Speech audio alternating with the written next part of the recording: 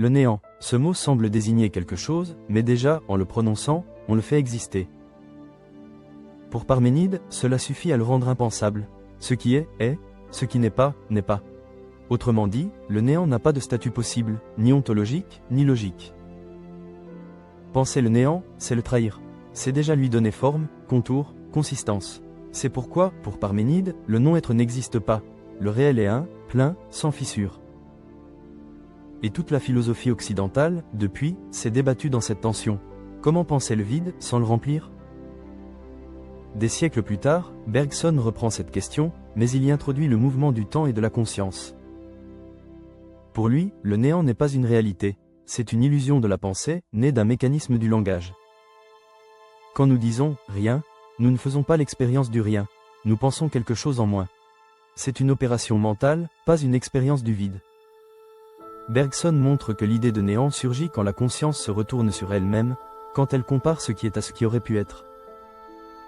Le néant n'est donc pas le contraire de l'être, mais une ombre projetée par notre imagination sur le flux de la vie. Et c'est là que la divergence devient lumineuse. Chez Parménide, penser le néant, c'est se condamner à l'erreur. Chez Bergson, c'est confondre la vie avec sa représentation. Car la vie, dit-il, ne cesse de créer, d'ajouter, d'inventer. Elle ne connaît pas le vide. Le néant n'existe pas dans le réel, il n'existe que dans la pensée qui s'arrête, qui doute, qui coupe le temps en morceaux.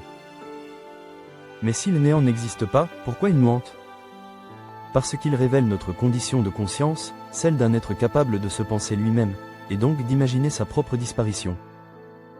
Le néant, c'est la forme métaphysique de notre angoisse. Il naît avec la lucidité, avec le regard tourné vers la mort, avec cette étrange faculté de dire « je ne serai plus ».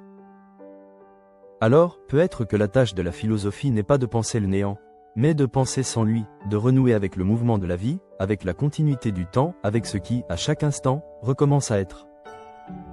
Parce qu'au fond, le vide n'existe pas.